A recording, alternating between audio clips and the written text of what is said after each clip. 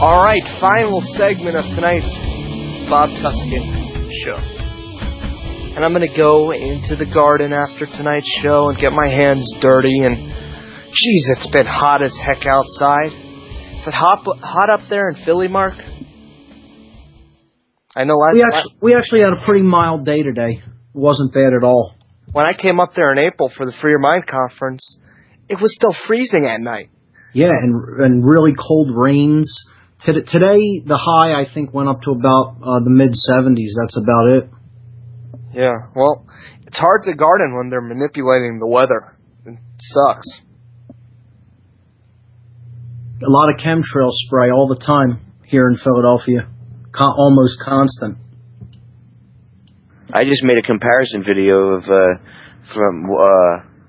from the 13th and from the 6th. On the 6th they sprayed, and on the 13th it was clear, and I put the two videos side by side so you could see what, and I shot the same exact area, and you can see the drastic difference. You even see one of the jets laying chemtrails across the sky. Popeye, you're in Miami, and it's hot as heck down there too, huh? Humid, right? It was humid, and there was a weird fog, like a haze, over the entire city today. Like everywhere you looked, it was ground level and everything. It was and you know what I mean when it's hot and hazy, but it was more than just hot, humid, and hazy, Bob. It was like literally a haze that you could see. I don't know if there was another fire like there was out. Yeah, there's been lots of fires. Yeah. It's been really dry. We're in a super drought right now. Florida's in like they just announced a state of emergency because we're so low on drinking water. Here's something I want everybody to ponder. How can we have such drinking water problems when if you just made a desalination plant right on the ocean and just made a couple of them and made that a priority, you could, have all the clean, fresh drinking water you want? How do you think aircraft carriers operate at sea for 6 months? Because they have a desalination plant on the aircraft carrier. So I don't understand why this whole fresh drinking water thing is a problem. There's more than enough ocean water. Take the salt out of it. Give the water. We could do something else useful with the salt. End of story. Next problem we can solve, please? Seriously. Solutions. Let's talk solutions, guys. We can sit here and talk about the chemtrails and the fires and the weather manipulation all day, but we got to talk about some solutions, and I promised that this last segment of the show we'd focus on solutions. Mark, you have a portion of your film, your presentation, What on Earth is Happening, with a lot of solutions brought forth, but let's just do a quick rundown on what you see as some of the most feasible solutions.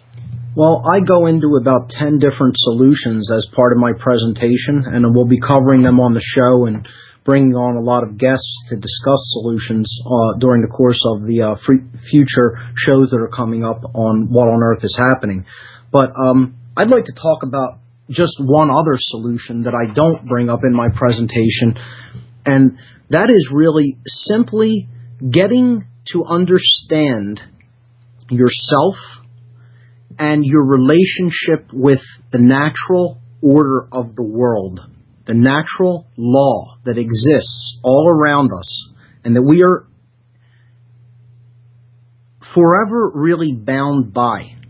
Those laws aren't put in place by man. They exist in nature.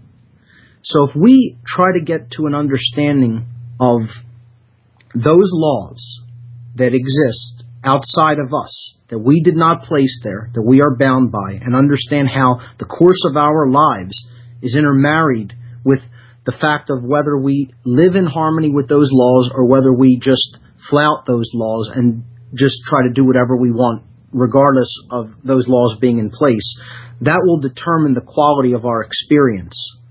So I think the ultimate solution, once you boil it all down, is to simply summon the will to stop doing certain things. So we talk about that we need to do more of taking action. I think the main thing that's causing the problem here on Earth is that we are taking actions that we have no right to take. And just the ceasing and desisting of taking those actions would solve most of the problems that we're encountering in the world today. We need to embrace the negative aspect of the don't. See, this is all really frowned upon by the whole New Age movement and the positivist thinkers, that you can never phrase anything in the negative. The negative should become our best friend. We should fall in love with the word no. Saying, no, I will not do that. I will not continue to take this action, even if somebody is telling me it's okay or giving me orders to do it, or I'm receiving a paycheck because I'm doing it. See, the negative, it could be the entire solution to this entire problem that we're up against as a species. It's stopping from the taking of the actions that we are taking that are in direct contravention to natural law. That's the ultimate solution. I like that a lot. That hits the root of the problems we face. That's extremely insightful, Mark. And as always, I love to get your take on solutions. How about you, Popeye? What are your take on some solutions? Well, I agree 100% with Mark. I've said it 1,000 times myself. We have to start saying no. And all across the board, not just people like us, not open-minded people or researchers or, hosts of radio shows. I mean the average, everyday citizen. I used to joke around and say, look, Nancy Reagan said just say no. We should take Nancy's motto back from the 80s, hijack their propaganda, for our own needs. That's really what we need to do. People, look at one of the best symbols you could look at is the end of the Matrix, when Neo wakes up and he stands up and they fire at him and he just puts his hand out and says no, and it stops, and he realizes his true power. And I'm not saying we can stop bullets, but it's a metaphor for our true power that we have inside of ourselves. Absolutely, I couldn't agree more. Very profound. Well said. Thank you. Popeye, are you running for sheriff too, man? No, I'd never run for any political office. I respect myself too much. I feel the same way. But the whole sheriff's thing is just meant to bring public awareness, That's what it's all about. That's why I speak in front of my city commission. And I'll have that meeting up at the website, so look forward to that. Popeye, thanks as always for coming on the show tonight, buddy. Thanks for having me on, Bob. It was a pleasure. FederalJack.com, infamous site. Love it. All right, Mark, whatonearthishappening.com and your show on Oracle by that same title on Sundays at 5 p.m. East Coast time. Always a pleasure to have you on, Mark. Bob, anytime. Thank you so much for everything that you do. Well, thank you, man, and it was great to get up there, and I'll have to try to get up there again for the Tesla Foundation stuff if I can. It's a lot of great stuff the Tesla Foundation coming up is doing. July 7th through 10th here in Philadelphia. Check out TeslaScienceFoundation.org. Should be great. I'm a big fan.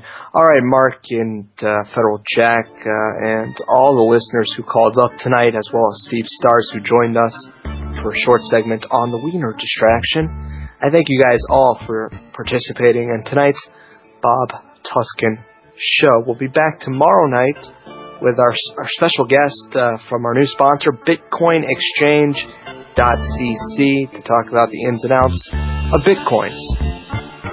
So you're not going to want to miss that.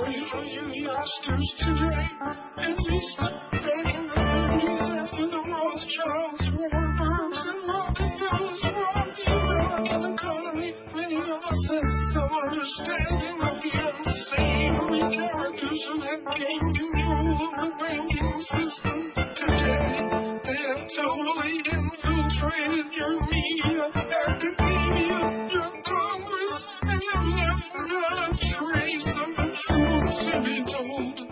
That's why I'm so glad I can get into the Bob Tuskin Radio Show. The Bob Tuskin Radio Show.